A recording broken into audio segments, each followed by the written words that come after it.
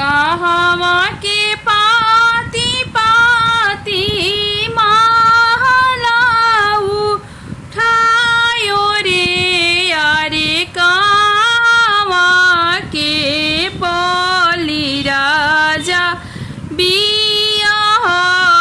बियाहनायो जी आरे कहवा के बोली राजा बियाहनायो जी बैठले कवन समाधि जोजी माडा साई जी आरे जंगिया कवन बेटा कचरले पान जी आरे जंगिया कवन बेटा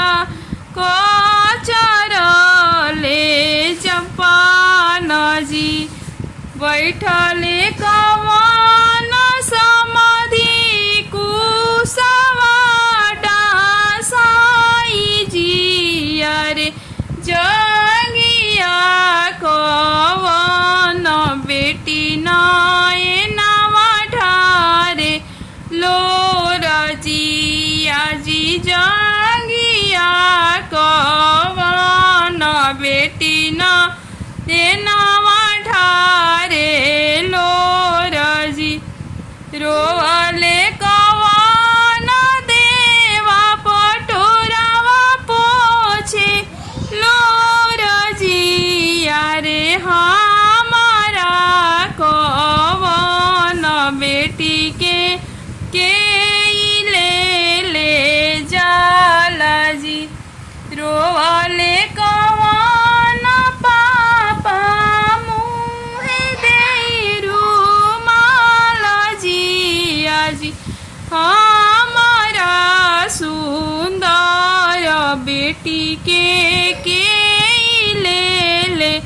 जाला जी हंसली कवन बहु मुहे देइया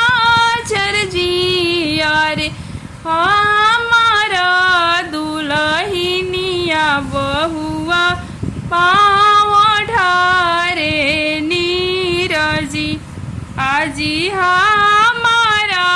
दुलहिनिया बहुआ पाँव ढारे नीरजी रोवली कवन बहु मुहे देइया चारवा यारे हमारा सुंदर बेटी के ले जाला जी अरे हमारा सुंदर बेटी के ले जाला जी अरे हंसली कवन बहुआ मुहे देइया चारवा जी अरे हमारा